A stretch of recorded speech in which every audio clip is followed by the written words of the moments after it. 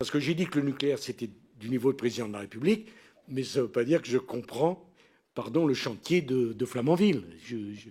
J'ai été peut-être 10 fois dans une centrale nucléaire, 10 fois on m'a expliqué, quand on est dans la centrale, bon, je prenais un air concentré, je me concentrais à fond, mais au bout de 5 minutes, j'étais largué. Voilà, pour vous dire Non, je connaissais suffisamment pour prendre des décisions, mais le processus, c'est monstrueusement compliqué.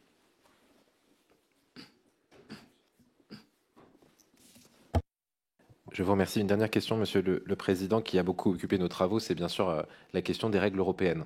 Et le fait qu'en 2010, la loi NOM ait été adoptée, qui a apporté ouverture du marché de l'électricité, qui a initié le dispositif de l'AREN, qui a fait l'objet de nombreuses discussions dans notre commission d'enquête et qui a fait évoluer le statut des centrales hydroélectriques, statut dont la question n'est toujours pas résolue. Et l'ensemble de ces éléments, au vu des auditions que nous avons menées et des réponses que nous avons eues, semble avoir plutôt affaibli la situation de l'opérateur en charge de nos centrales et avoir affaibli de manière générale notre capacité à investir, y compris dans les centrales hydroélectriques. Quel est votre point de vue là-dessus et sans anachronisme, quelle était la situation à l'époque qui a conduit ces décisions-là?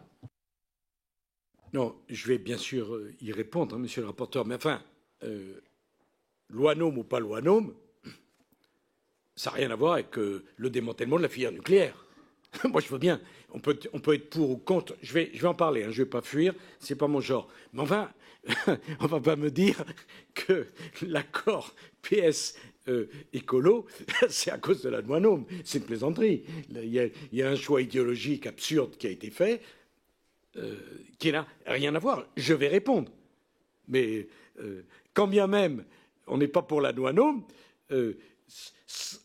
alors on peut dire la loi NOM a affaibli EDF. Bon, c'est pas une raison. Vous avez la grippe, on vous en met une autre sur la tête, ça va mieux. Hein, comme ça, là où vous produisez 100 d'énergie nucléaire, on vous dit vous serez produire à 50, et en plus, vous voyez ce que je veux dire. Cet argument est absolument inécoutable.